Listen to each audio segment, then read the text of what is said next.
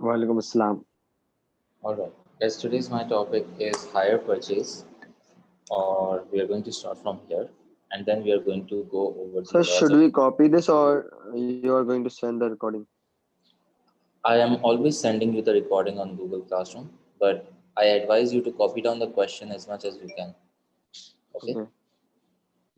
Now, hire purchase हम कहते हैं if we are going for hire purchase, it's like same as saying you give a down payment पहले किसी चीज़ का थोड़ा सा परसेंटेज आपने पे कर दिया और फिर रिमेनिंग अमाउंट की आपने इंस्टॉलमेंट्स करवा ली ठीक है we can buy goods by paying for it immediately cash payment जैसे हम कहते हैं और by spreading the payment over a period of time so to buy on hire purchase you are going to deposit the initial amount ठीक है let's say आपने 25% deposit करवा दिया फिर जो रिमेनिंग अमाउंट होती है उसकी उस पर इंटरेस्ट एप्लीकेबल होता है और ठीक है और उसकी इंस्टॉलमेंट्स बन जाती हैं so for example if I in today's time if I go to Mizan Bank for purchasing a car Mizan Bank will say to me that sir आप डाउन पेमेंट कितना देंगे आई एम गोइंग टू से 25% सो अगर मैं 20 लाख की car निकलवाता हूँ 25% down payment देने के बाद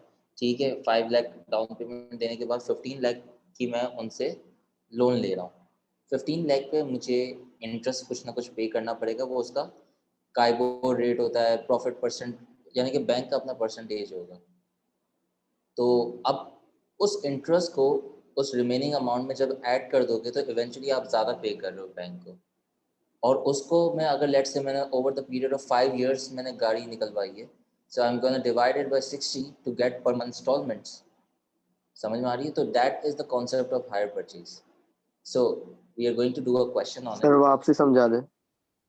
बिल्कुल समझा देता हूँ आप गए मीज़ान बैंक 20 लाख की कार लेने के लिए सही है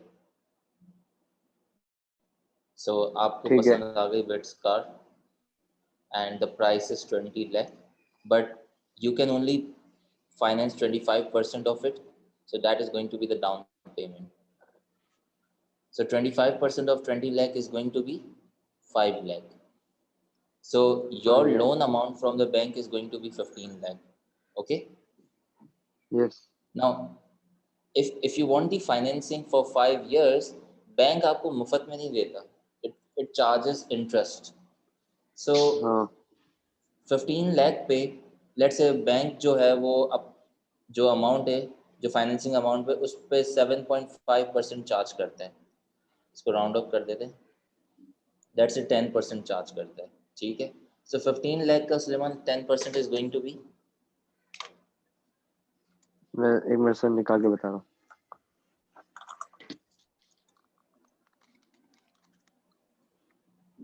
10 लाख का 15%। 15 लाख का 10% अच्छा।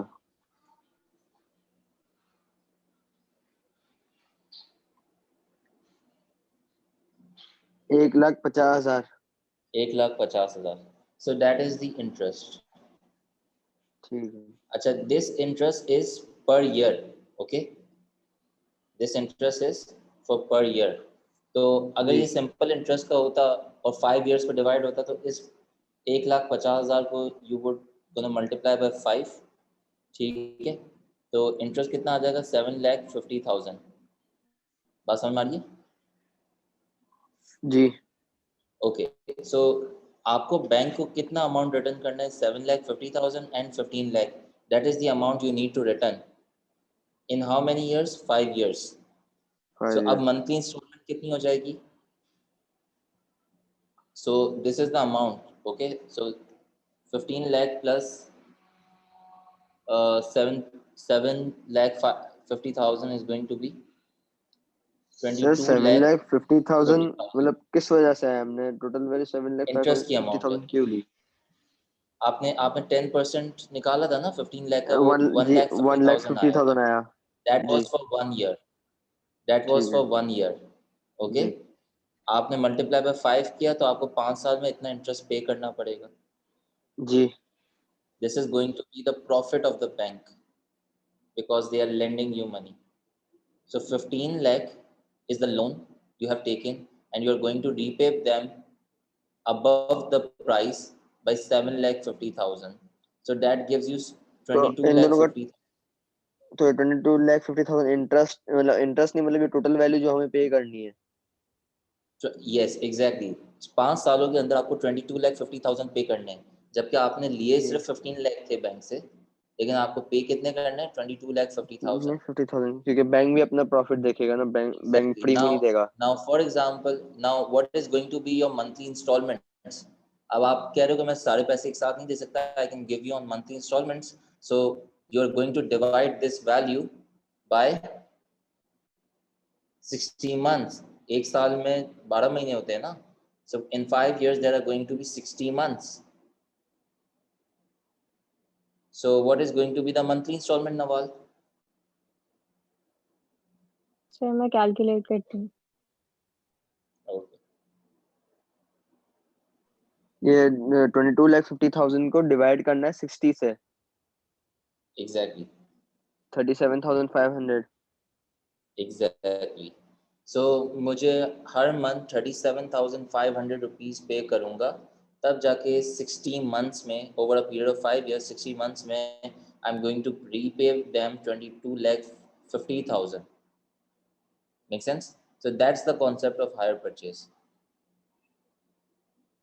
Because the bank gives you a favor of by giving you 15 lakh for 5 years, they charge 7,50,000, okay, as a profit. और फिर आपकी मंथली इंस्टॉलमेंट उस हिसाब से होगी. So now let's do this question. The cash price sir ये of a question उतार plasma लूँ, TV is एक dollar. मिनट कॉपी कर लूँ, 1 मिनट। Okay, कर लो. अच्छा, जो मैंने कॉन्सेप्ट बताया उससे ये वाला क्वेश्चन जरा ट्राई करो आप लोग. जी, ठीक है, you do this on your own. तो मुझे बताओ अगर नहीं समझना तो.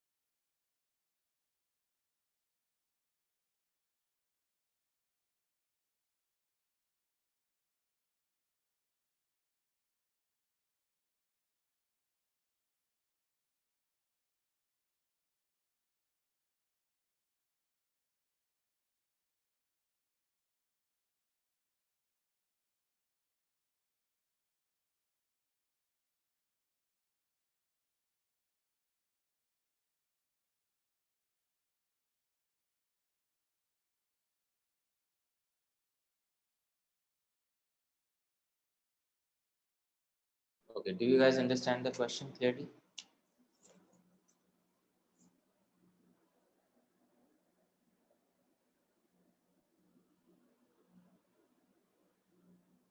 Let me know if you need my help.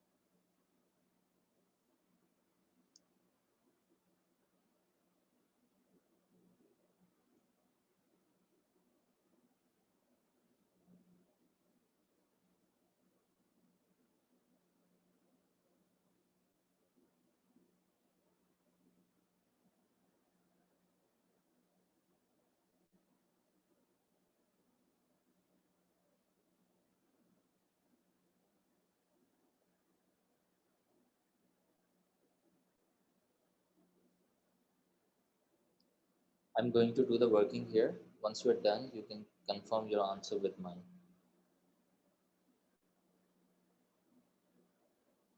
Sir इसमें सिंपल इंटरेस्ट का फॉर्मूला लगेगा? जी हाँ, क्योंकि क्वेश्चन में सिंपल इंटरेस्ट का है।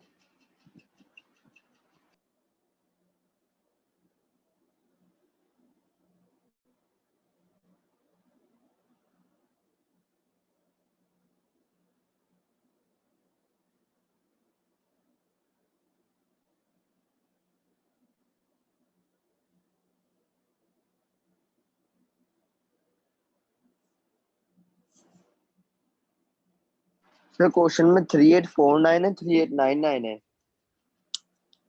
3849 आपने 3899 लिखा है। सॉरी 3899 है, my bad. This is 3899। Question में 3899 है। जी 3899।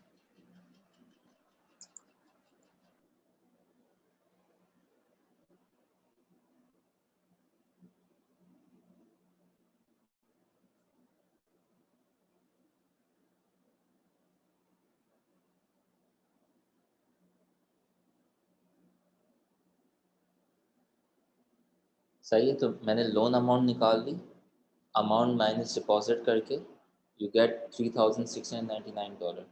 फिर इंटरेस्ट कितना लगेगा? अब जो लोन लिया है मैंने उस पर इंटरेस्ट पे करूँगा, तो 3699 multiply by 6.5 multiply 1 divide by 100, so this is the interest amount. Then so how much amount do you need to pay? Amount payable कितनी होगी? That is going to be 3699 plus the interest amount. Add करो तो कितना आएगा ये? 3699 plus 240. Sir ये interest amount के बाद समझा दें। सॉरी, इंटरेस्ट अमाउंट तो निकाल ली मैंने, सेम ही आ रही है, इसके आगे नहीं आ रहा समझ। हाँ, अब मुझे उसको पे कितने करने पड़ेंगे? एक तो वो जो मैंने रहते हैं पे करना, and then the interest amount. So you are going to add these two amounts together. 39.435, this is the value I am getting in my calculator. So मुझे टोटल ये पे बैक करने हैं in 1 year. Okay, so now what is going to be the monthly installment?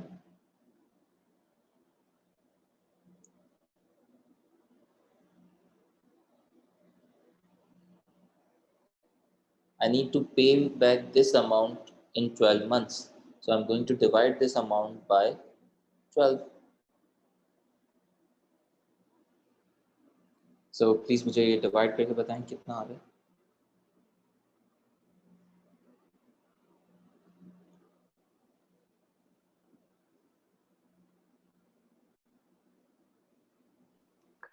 Three two eight point two eight six two five 328.28625। तो 328.2865 है तो 29 कर लो। 28625 है। हाँ, तो 2 decimal places में this is going to be the answer.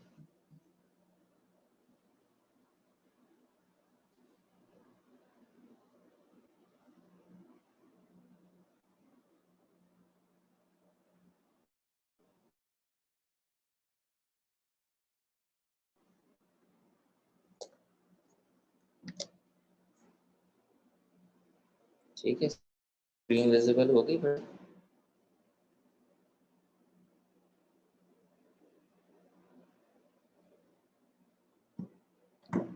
हाँ जी guys, is the screen visible? जी ओके, मेरी आवाज लैग तो नहीं कर रही ना? नहीं। Okay, Nawal, are you clear with this question? Yes. Okay. Now I want you to do the working with me.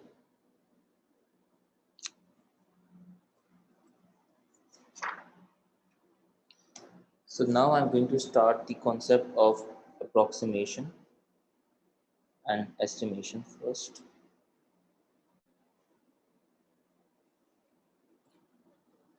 So basically, approximation, ठीक है, it's related to rounding up. So we can use rounding off to obtain an approximation to the actual value when there is a decimal. For example, ठीक है, you can relate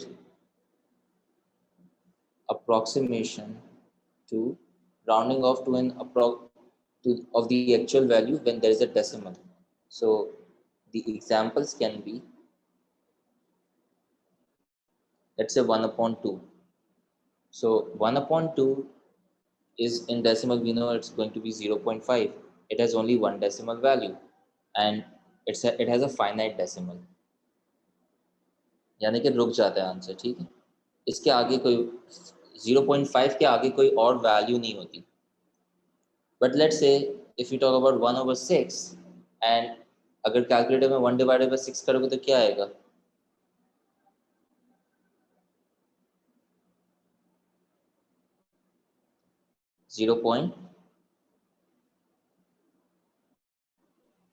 sir वापसी समझना, शुरू से कुछ समझ नहीं आया. मैं कह रहा हूँ 1/6 को जब राउंड अप करोगे डेसिमल प्लेसेस पे तो क्या आएगा? 1/6 को डेसिमल प्लेस में कन्वर्ट करो तो आपके पास आता है 0.166666. So it's you're going to call it a recurring infinite decimal. It's a recurring infinite decimal. ठीक है, तो आपको आगे जाके यहाँ पे मैं डॉट डॉट बना देता हूँ, ठीक है.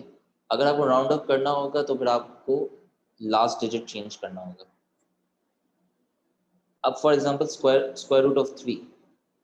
तो if I take out square root of 3 in my calculator, I am going to get 1 point, कितना आ रहा है square root of 3? 1.7320508075 and the value stops over here. So if the value stops, we call it a non-recurring infinite decimal. अच्छा, the value doesn't stop, but यहाँ पे ये क्या है? It's a non-recurring. यहाँ पे it was recurring, meaning the value will keep on. We are going to expect the same value again and again. यहाँ पे the values are non-recurring. तो आपका कैलकुलेटर भी आपको इतने डेसिमल प्लेसेस तक राउंड ऑफ करके दे देता है. आपका कैलकुलेटर एक्चुअली आपको 808 तक देगा, ठीक है. नाउ अब आपको if you want to round some values, what you are going to do is there are, so basically to round off a number, let's say to n decimal place, you're going to look at the digit in the n+1 place of a decimal. मैं समझाता हूँ अभी क्या बोल रहा हूँ, खाली यहाँ पे कॉन्सेप्ट क्लियर कर लेना, कुछ भी याद करने का नहीं है. सो पहले ये कॉपी कर लो, फिर मैं समझाता हूँ क्या मैं कह रहा हूँ.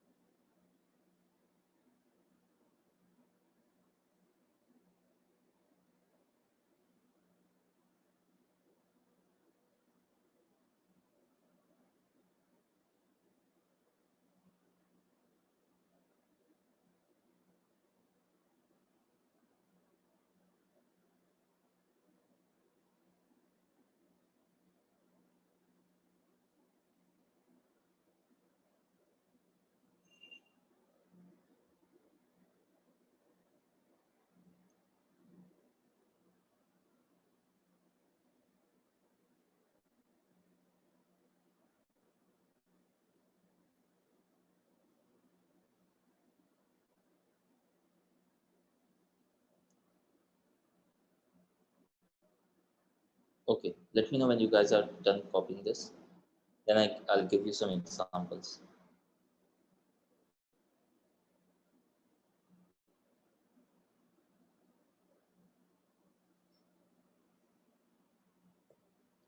साथ साथ पढ़ते भी रहना ताकि थोड़ा समझ में भी आए.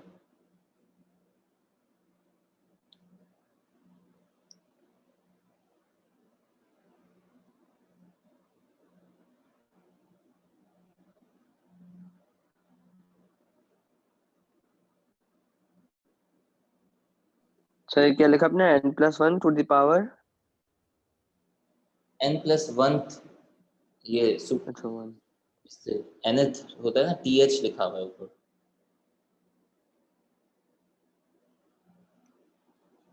बहुत सिंपल सा कॉन्सेप्ट है, मैं बता देता हूँ आप लोगों को, आप लोग कॉपी कर लो इसको.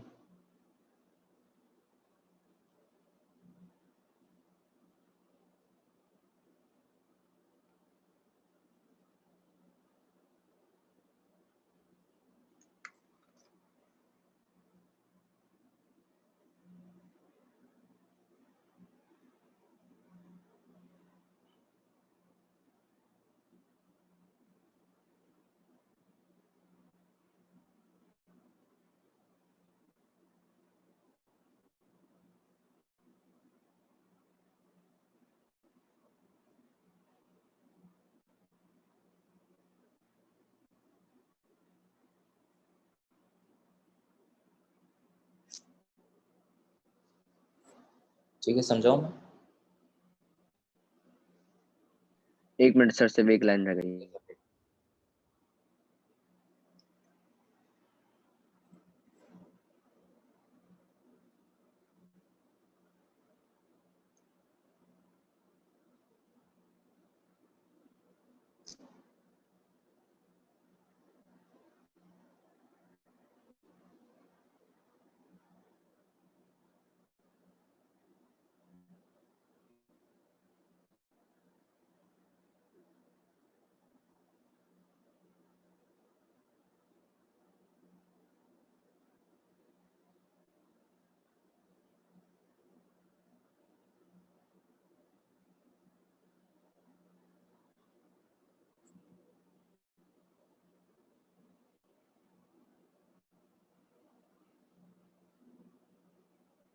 Done?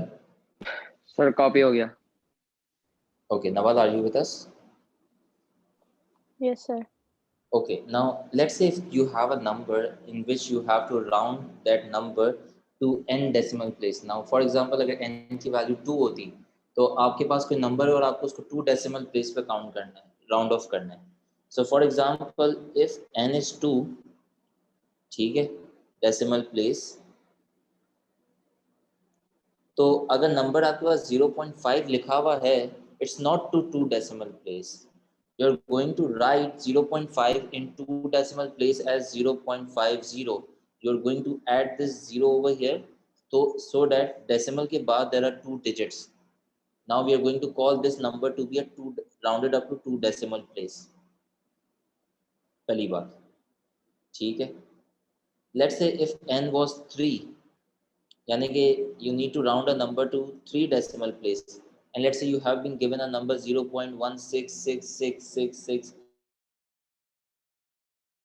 and it goes on, and you want to round it up to the 3 decimal place, ठीक है. So you are always going to look at n sir plus 1 समझ नहीं आ position. रहा. समझ नहीं आ रहा, शुरू से समझा दें. यहाँ से मैं समझा देता हूँ. अगर मेरे पास 0.5 की वैल्यू होती, ठीक है, तो और मुझे 0.5 अभी 1 डेसिमल प्लेस में लिखा हुआ है. अगर आपको इसको 2 डेसिमल प्लेस में लिखना है तो आप क्या करोगे, आप एक 0 आगे एक्स्ट्रा लगाओगे, 0.50 करके लिखोगे, so that after the decimal there are 2 digits. Okay, फिर आप कह सकते हो कि आपने अपने आंसर को 2 डेसिमल प्लेस पे राउंड ऑफ कर लिया है. Now if n was 3 decimal place और आपके पास अगर वैल्यू गिवन है 0.166666, now the question says round this number to 3 decimal place. So इसका राउंडिंग अप करने का तरीका ये है कि you are always going to look at a position 1 more than the value of n. n+1 का मतलब है n से एक पोजीशन ज्यादा, सो अगर n 3 है तो आप फोर्थ वैल्यू को देखोगे after the decimal. So 1 2 3 fourth value, ये फोर्थ वैल्यू को आप चेक करो। If this fourth value is greater than equal to 5, तो आप you are going to add 1 to the digit in the nth place. Third position पे आप 1 value increase कर दोगे, यानी कि अब इफ दिस वाज 0.1666, तो फोर्थ पोजीशन पे there is a term that is greater than 5, so you are going to round this to 0.167। Sir ये जो आप फोर्थ डेसिमल जो 6 को ले रहे हैं वो दूसरा 6 है, तीसरा 6 है? जीरो काउंट नहीं कर रहे ना आप? सही, जीरो काउंट नहीं तीसरा कर 6 है। रहे, जीरो के बाद वाले हाँ डेसिमल प्लेसेस चेक करो। फर्स्ट डेसिमल ठीक है, place, second decimal place, third और फोर्थ। उसमें उसमें 1 ऐड हो क्योंकि जाएगा। आपको राउंड अप करना है, सुनो मेरी बात, क्योंकि आपको राउंड अप करना है 3 डेसिमल प्लेस पे, तो आप हमेशा जी फोर्थ पोजीशन वाला डेसिमल वैल्यू देखोगे। अगर वो वैल्यू 5 है या 5 से बड़ी है, तो इससे पहले वाली वैल्यू में आप +1 कर दोगे, तो ये तो राउंड सर अप हमें होकर पता 0.167 हो जाएगा और ये 3 डेसिमल प्लेस हो गया। हमें पता कैसे चलेगा कि nth प्लेस पे यही डिजिट है? nth प्लेस कैसे पता चलेगी? nth प्लेस का मतलब है 3 डेसिमल प्लेस ना। तो अगर जी क्वेश्चन में लिखा हुआ है कि इस वैल्यू को 3 डेसिमल प्लेस पर राउंड ऑफ करो, तो n की वैल्यू 3 है, तो ये first decimal place, second, third. लेकिन थर्ड तक राउंड ऑफ करने के लिए आप उससे हमेशा एक और डिजिट आगे देखोगे। n+1 का ठीक ये मतलब है, यानी कि आप ठीक है फोर्थ सर। पोजीशन पे वैल्यू देखोगे, और अगर वो हम्म फोर्थ पोजीशन पे value is greater than equal to 5, ठीक है, तो उससे पहले वाले डिजिट में आप 1 से इंक्रीज कर दोगे, तो ये जो जी थर्ड पोजीशन पे 6 था ये 7 हो जाएगा। समझ आई बात? ठीक है सर। जी अच्छा, एक और एग्जांपल देख के समझाता हूँ। Let's say if n was 5 decimal place and the number, let's say, was given to you as 1.7320508075, तो ये किस पे राउंड ऑफ होगा? Can you try this? Sir ये 0 पे होगा क्योंकि फिफ्थ नंबर जो है ना वो 5 ही है, लेकिन n+1 है तो इसके अगले नंबर को देखा जाएगा, 0 है। फिफ्थ है, सॉरी, फिफ्थ तो है पांचवा नंबर, लेकिन n+1 है, उसका अगला अगला नंबर देखेंगे जो ना। 6 पोजीशन पर है, जी हाँ, आप 6 पोजीशन पे नंबर हाँ देखोगे। 6 हाँ पोजीशन पे जो नंबर है वो दैट इज लेस 5 से देन कम 5, में। 5 से कम है, जी तो अगर 5 से कम है ना, तो आप इसके आगे वाले नंबर सब छोड़ दोगे और 5 पे जी स्टॉप, पहले वाला जो नंबर है उस पे स्टॉप कर जाओगे। यू आर नॉट गोइंग ठीक टू है। Raise it by 1, so this is going to be अगर छोटा हुआ तो 1.1। या सिर्फ 0? हाँ, अगर 5 से छोटा हुआ 1.73 ठीक है 205, तो ये आपका 5 डेसिमल प्लेस पे राउंड अप हो गई वैल्यू। ठीक है सर। सही है Nawal? Is this making sense? Yes, sir. ये कॉपी कर ले सर अब। कॉपी करना है, वरना स्क्रीनशॉट ले लो। मैं चाह रहा था आज मैं थोड़ा ज़्यादा पढ़ा दूँ। अगर आप लोग समझते हो कि आप लोग बाद में स्क्रीनशॉट लेके इसको नोट डाउन कर सकते हो, तो मैं थोड़ा सा ज़्यादा कंटेंट कवर कर लूँगा। जी सर, चलो ठीक है, स्क्रीनशॉट ले लेते हैं। स्क्रीनशॉट ले लेते हाँ, हैं। स्क्रीनशॉट लेके, लेकिन फिर अपने रजिस्टर में कर ज़रूर लेना, क्योंकि पिक्चर्स आप लोग मिस आउट कर दोगे और वो फिर रिविजन के वक्त आपको हेल्पफुल नहीं होगी। ठीक है, स्क्रीनशॉट अभी ले लो। डन? Yes okay. Yes.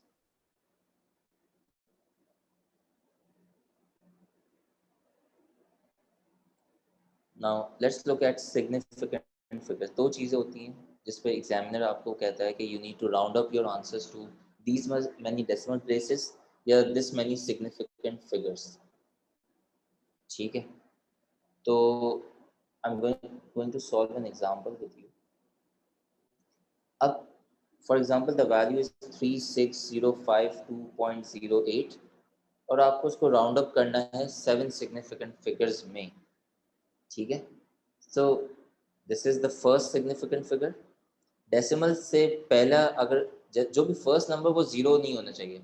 अगर वो जीरो है तो वो फर्स्ट सिग्निफिकेंट फिगर काउंट नहीं होता। जीरो के अलावा कोई भी वैल्यू होगी ना फर्स्ट पोजीशन पे, that is going to be counted as the first significant figure. So this is first significant figure, second, third, fourth, fifth, sixth and seventh. So अगर क्वेश्चन कहते हैं कि round this up to 7 significant figures, तो आपका answer यही होगा 36052.08 because these are the 7 significant figures. Sir अगर question में 3 की जगह अगर 0 पहला तो 06052.08 दो और यही 7 डेसिमल प्लेसेस में करना हो तो फिर क्या कैसे करेंगे? पहली उसमें एक पोजीशन पे 0 क्या ऐड होता है? कर देंगे वैल्यू में। पहली पहले पोजीशन पोजीशन पे क्या में होता है? अगर जैसे 3 की पहले पोजीशन पे 3 है ना, इसकी हाँ। जगह अगर 0 होता हाँ। 0 होता तो क्या करते? जैसे कि अगर 0 होता तो अच्छा हम एक मुझे एक 0 बात ऐड बता, कर देते 8 के बाद। सिग्निफिकेंस उसकी खत्म हो जाएगी ना, उस हाँ, डिजिट उसकी की तो खत्म हो सिग्निफिकेंस खत्म जाएगी। हो जाएगी। तो मुझे हम बताओ उसको अभी तो ये जो छोड़ वैल्यू देंगे। है, हाँ 36,052 है राइट, जी 0.08। अब अगर मैं यहाँ पर 0 लगा देता हूँ तो 0 लगाने की तो कोई अहमियत ही नहीं है ना, उसकी सिग्निफिकेंस खत्म है। हाँ समझ में आ रही है बात?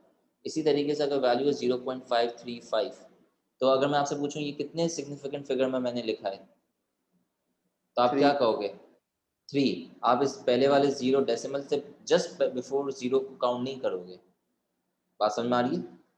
लेकिन अगर मैं 10.535 लिखूंगा तो अब मैंने ये वैल्यू को 5 सिग्निफिकेंट फिगर्स में लिखा है। बात समझ में आ रही है? जी सर। ओके। अब जो मैंने वैल्यू आपको दी है, you need to round it up to 6 significant figures. So what is this value going to be in 6 significant figures, Nawal?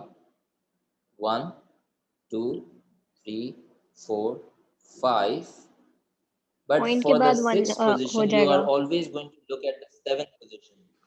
तो ये क्या हो जाएगा? 1 हो जाएगा, 1 1 हो जाएगा, 36052.1। ये 6 significant figure हो गया। सही है? अब 36052.08 को मैं चाहता हूँ आप लोग 5 सिग्निफिकेंट फिगर में कन्वर्ट करके दो। डेसिमल पॉइंट नहीं आएगा फिर, डेसिमल पॉइंट नहीं आएगा फिर, तो 36052, दिस इज 5 सिग्निफिकेंट फिगर्स।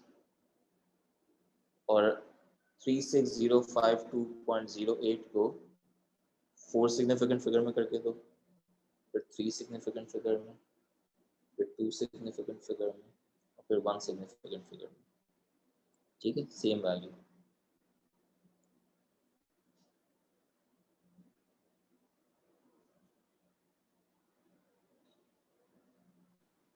ये अभी कॉपी में करके दिखाना है आपको? मतलब अपनी रेफरेंस के लिए मुझे करो, बताओ मुझे, या वर्बली बता सकते हो, वर्बली बता दो। वर्बली बता देते हैं। बिल्कुल। जो 4 सिग्निफिकेंट होगा 3605 पे होगा। 5 बस यहाँ पे छोड़ दूँ, यानी अगर कोई जी मुझसे जी 36,050 छोड़ दें। मांगता है, मैं उसको 3,605 रुपीज देकर भूल जाऊँ? जी नहीं भाई, ऐसा नहीं होता। ये तो मैंने वैल्यू को ही बहुत ज्यादा चेंज कर दिया ना। कहाँ पे 36,052 रुपीज और कहाँ पे 3,605। मतलब हाँ ये भी है। यहाँ पे आपको एक एक्स्ट्रा 0 लगाना पड़ेगा, तब जाके, क्योंकि इस आखिरी में जो 0 है ना उसकी सिग्निफिकेंस नहीं होगी। बात समझ में आ रही है? 0 following a non-zero digit in a whole number may or may not be significant. So this is not going to be significant. बात समझ में आई? So if 36050 is written rounded up to 4 significant figure, 1, 2, 3, 4, इसकी significance नहीं होगी, value की significance नहीं होगी। सही है? ये बात समझ में आई? अब इसी तरीके जी से मुझे 3 सिग्निफिकेंट फिगर वाला बताओ। 36052.08 को 3 सिग्निफिकेंट फिगर्स में राउंड अप करो।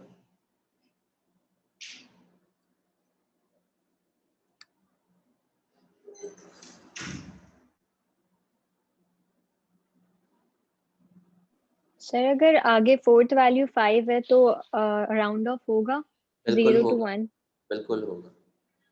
तो So क्या वैल्यू 3610 हो जाएगा। 3610 and 0. Okay. ठीक है. So अब आप देख सकते हैं कि there are this value is rounded up to 3 significant figures.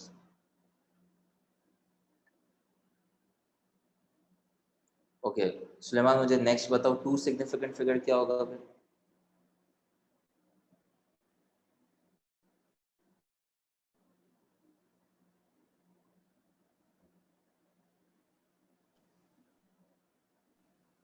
Sir ये तो 3 6, बाकी जो तीसरा है वो 0 है, तो 5, हाँ 000 कैसे होगा जीरोस हो सर? जाएंगे. सही.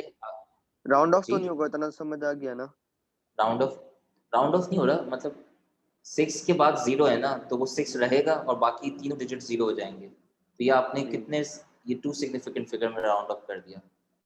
अब इसको मुझे 1 सिग्निफिकेंट फिगर में राउंड ऑफ करके बताओ.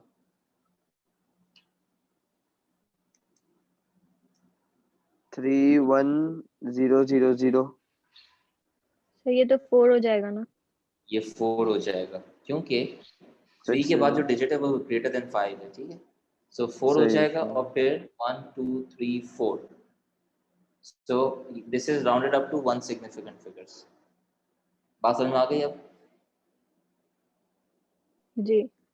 Okay, so I am giving you a question, जल्दी से मुझे करके दे दो.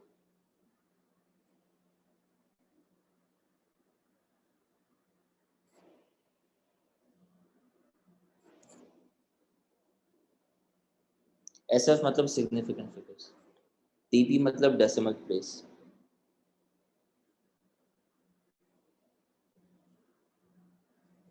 This is part A. You guys can start working on part A.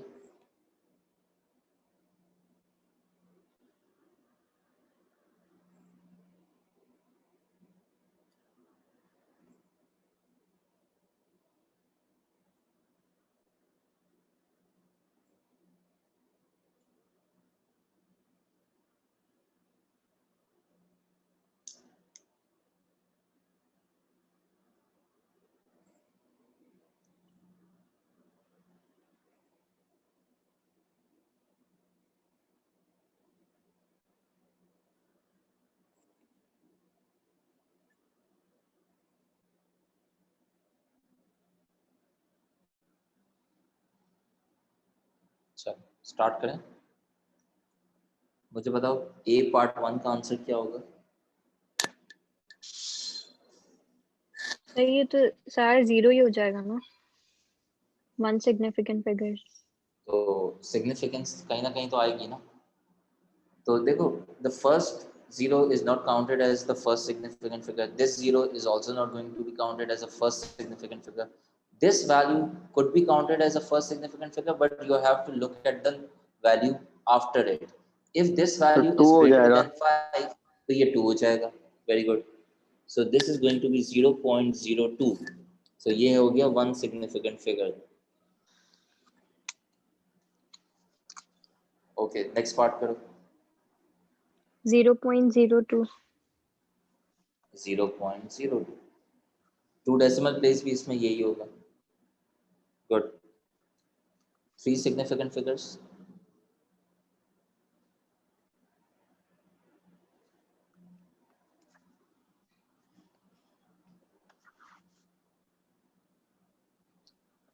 Zero point 183 हो जाएगा.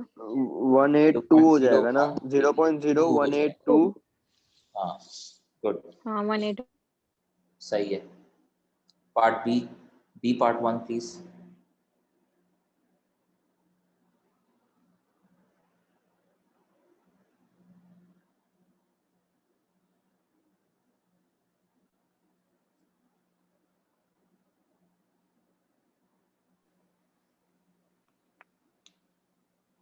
You have to sir represent part your 1 answer कैसे to होगा? 1 decimal place.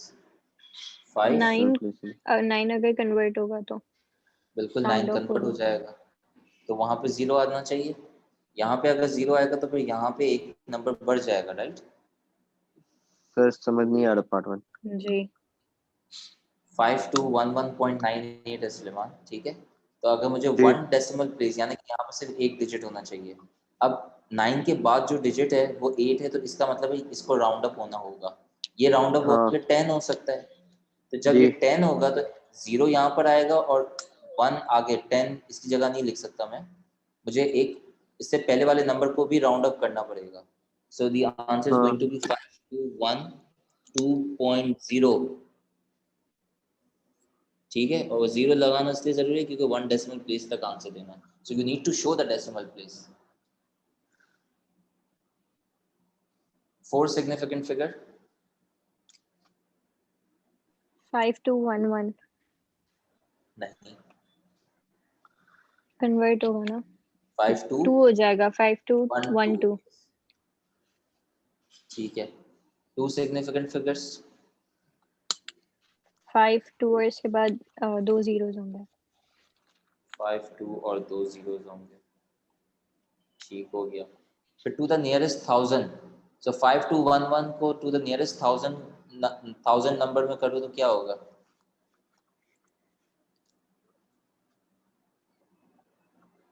फाइव के बाद वाला नंबर अब आप देखोगे, अगर वो 5 क्या होगा, ये टू द नियरेस्ट क्या होगा, अगर ये नंबर 5 से छोटा है तो ये वही रहेगा, और फिर ये वैल्यू क्या हो जाएगी 5000। टू द नियरेस्ट 1000 में कन्वर्ट करोगे तो 5000 हो जाएगा।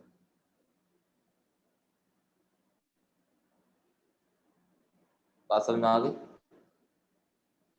नहीं सर समझ नहीं आया क्या नहीं समझ में आया कुछ? ये लास्ट पार्ट। 5211.98 रुपीज हैं, उसको टू द नियरेस्ट 1000 रुपीज कितने होंगे? टू द नियरेस्ट 1000 रुपीज कितने होंगे आपके पास?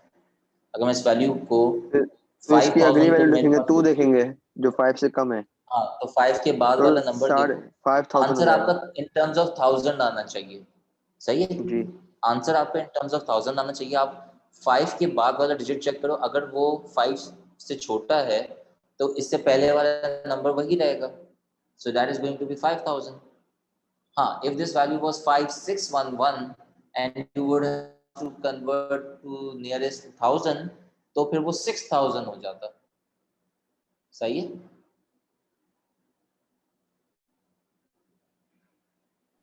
जी बात समझ में आ गई? ओके,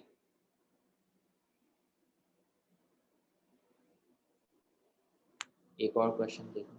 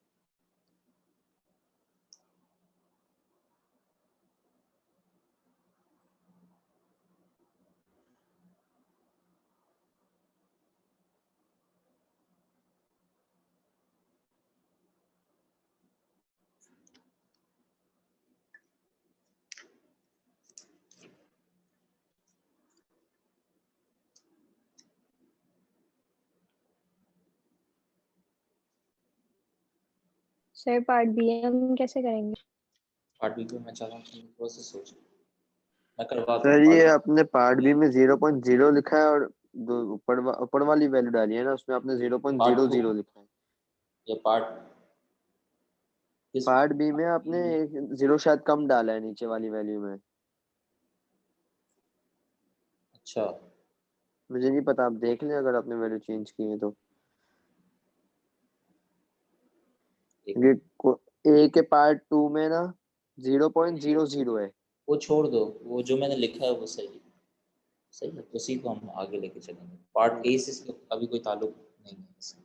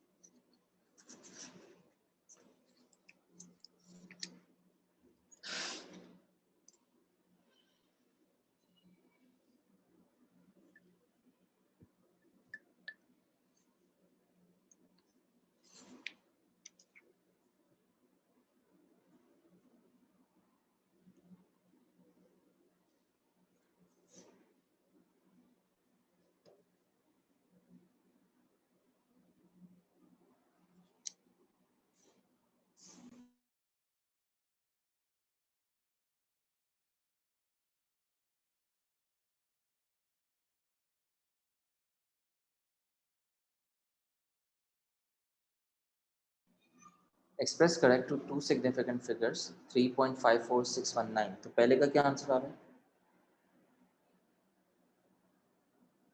3.5 आएगा। 3.5 है, ठीक है। और दूसरे का 0.0025। 0.0025, आपका भी यही आया सलमान?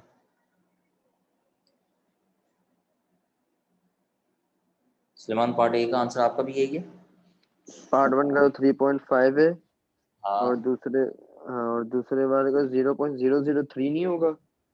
0.0025 होगा। अच्छा,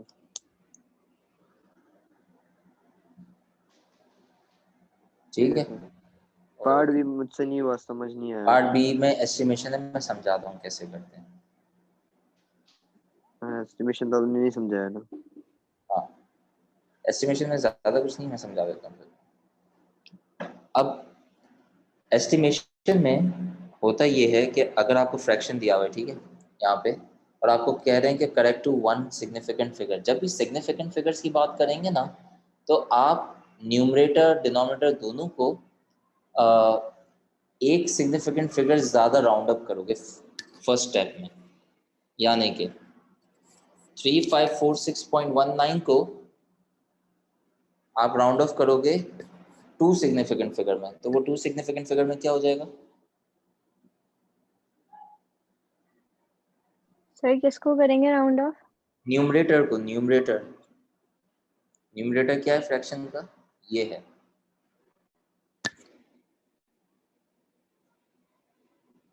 आपके 3.5 हो पास जाएगा। 3546.19 डिवाइडेड बाय 0.02518, ठीक है। मैं चाहता हूँ जब भी आपके पास सिग्निफिकेंट फिगर्स में राउंड ऑफ करने का, एस्टिमेट करने का क्वेश्चन आएगा, estimate, the word is going to be estimate, then you are going to round the numerator to two significant, एक ज्यादा सिग्निफिकेंट फिगर में राउंड अप करोगे,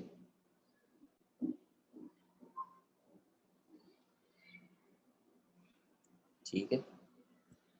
तो वो क्या हो जाएगा? 3500 हो जाएगा। यस। जी। और डिनोमिनेटर को भी टू सिग्निफिकेंट फिगर में राउंड अप कर दोगे तो 0.025 हो जाएगा।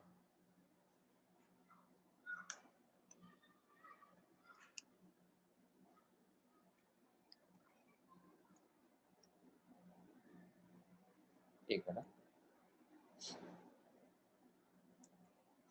सही है, यहाँ तक कर लिया। जी। अब आप कोशिश करोगे कि आप इसको इस तरीके से, न्यूमरेटर और डिनोमिनेटर को इस तरीके से सिंप्लीफाई करो कि डिनोमिनेटर में आपके पास ये जहाँ पे 25 आ रहा है ना, यहाँ पे 1 आना शुरू हो जाए। सही है, यानी कि डिनोमिनेटर में आपके पास 1 आ जाए। अब वो कैसे करोगे? सबसे पहले हम जिस तरह फ्रैक्शंस को कैसे न्यूमरेटर और डिनोमिनेटर को सिंप्लीफाई करते हैं, कैंसिल आउट करते हैं, वैसे ही इस फ्रैक्शन को भी करेंगे, सो दैट हमारे पास डिनोमिनेटर में 0.001 या कुछ इस तरीके से आना शुरू हो जाए। अब उसके लिए क्या करना पड़ेगा? देखो, या तो आप ये कर सकते हो, मैं 5 से दोनों को डिवाइड करता हूँ, ठीक है, न्यूमरेटर को भी और डिनोमिनेटर को भी। तो 5 से डिवाइड करके क्या आएगा? 3500 डिवाइड बाय 5 क्या आएगा? 700। और what is 0.025 divided by 5? Sir दोनों को डिवाइड बाय 5 क्यों करेंगे? यार मैंने ऐसे सोचा, मैंने अपनी तरफ से मैं बता रहा हूँ कि 5 से डिवाइड कर लो। तो जैसे ठीक है, क्वेश्चन में क्या, जैसे देखो क्वेश्चन में भी यही हो, सही आपका पूरा सेम क्वेश्चन हो, और फिर सॉरी हमें कैसे पता चलेगा किसे डिवाइड करना है? यार, मतलब कॉमन न्यूमरेटर और डिनोमिनेटर को एक सेम नंबर से काटते हैं ना, समझ लो कैंसिल आउट करते हैं ना। जी जी जी जी। सही है, तो मैं ये 5 से डिवाइड कर रहा हूँ। 5 टाइम्स 700, 5 टाइम्स जी what is going to give you 0.025? 0.005। 0.005, सही है। अब मुझे यहाँ पे 0.005 की जगह मुझे 1 चाहिए, तो मैं क्या करूँगा? मतलब मैं चाहता हूँ डिनोमिनेटर में 1 आ जाए किसी तरीके से ना। तो मैं इसको फर्दर अगर 5 से डिवाइड करता हूँ तो मुझे क्या मिलेगा? What is 700 divided by 5? 140। 140, okay. तो ये 140 आएगा। And what is 0.005 divided by 5? क्योंकि ऐसे इस क्वेश्चन में ना कैलकुलेटर तो अलाउ नहीं होंगे, पेपर 1 का क्वेश्चन होगा ना ये। सही है, तो आपको स्मार्ट प्ले करना है। आप ऐसे नंबर से सिंप्लीफाई करोगे जो आपको समझ में आ रहा होगा। तो 0.005 can only be divisible by 5, right? तो फिर मैं 5 से डिवाइड करके इसको 0.001 001। बना दूँ। हाँ, अब मेरे पास आ रहा है 140 डिवाइडेड बाय 0.001। अगेन अब मेरे पास कैलकुलेटर नहीं होगा इसको सॉल्व करने के लिए, तो मैं क्या करूँगा? 140 डिवाइड बाय 0.001 तो मैं कर सकता हूँ ना। I am going to remove this decimal, और जितने डेसिमल के बाद डिजिट्स हैं उतने ऊपर जीरो लग जाएंगे। क्या ऐसा है, होता है ना? याद है ये? जी होता है। सो 140,000। अब ये मेरा आंसर किस में है? 1 significant, 2 significant figure? 2 significant figures में होगा ना। ये तो 2 सिग्निफिकेंट, मुझे किस में राउंड अप करना है? 1 सिग्निफिकेंट फिगर में। 1 में करना है, तो 1 में ये आंसर राउंड अप होकर क्या होगा? 1000 हो जाएगा। एग्जैक्टली। सो मैंने इसके आंसर को एस्टिमेट कर दिया 10,000 100,000 पे। सही है, तो अब जी।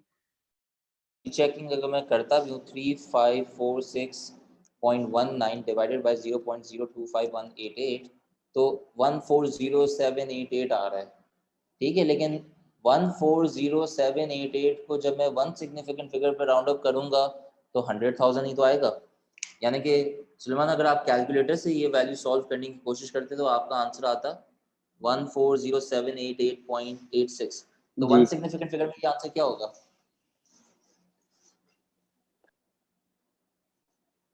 ये वाला ये आंसर जो आपने अभी निकाला 1 एग्जैक्टली वही होगा।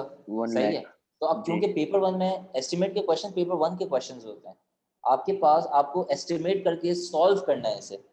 You won't be having the calculator, तो आप इसीलिए you have to come up with the technique to estimate the numerator and estimate the denominator and then simplify it.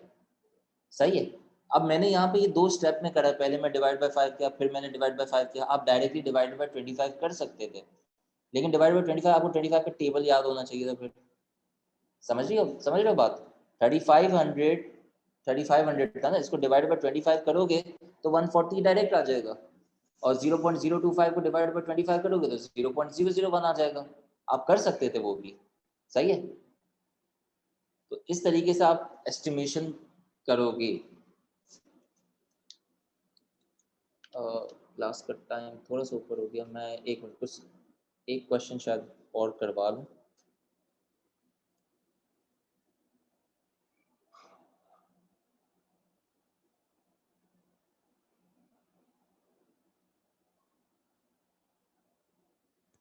अच्छा जी,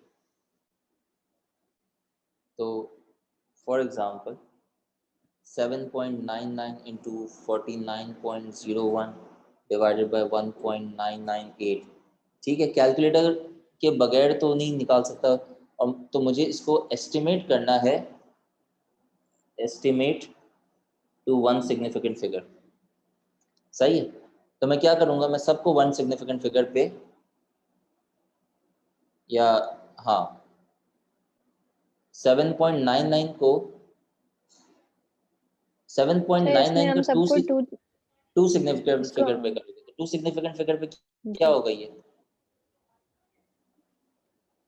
7.99 क्या हो जाएगा? 8.0 सही 8.0 है। 49.001 क्या हो जाएगा? 49 ही रहेगा, नहीं 49 ही रहेगा। 49 1.998 टू सिग्निफिकेंट 2.0 हो जाएगा। 2.0 हो जाएगा। अब स्क्वायर रूट निकालने से पहले अंदर वाले टर्म्स को सिंपलीफाई करके चेक कर लो, ये ये टाइम्स 4 हो जाएगा। सही है, सो 4 टाइम्स 49। अब 4 टाइम्स 49 मल्टीप्लाई करने की जरूरत नहीं है, because 4 is also a square root squared number and 49 is also a squared number, so you can write square root of 4 and square root of 49, that is going to give you 2 into 7, and so the final answer is going to be 14। बात समझ में आई? सही है, जी sir. तो 14 तो इसका answer आ रहा है कितने में? टू सिग्निफिकेंट फिगर में। मुझे आंसर किसमें देना था? Final answer one significant figure में, तो क्या होगा वो? 1 1 नहीं होगा, 10 1 होगा। 0 जी। हाँ, समझ में हाँ आई बात? क्योंकि वो 4 5 से छोटा है ना, इसीलिए। हाँ, क्लियर है? जी ओके यार, चलो आज की क्लास में यहाँ पर स्टॉप करो, इसका स्क्रीनशॉट ले लो जल्दी से और फिर नोट डाउन कर लेना।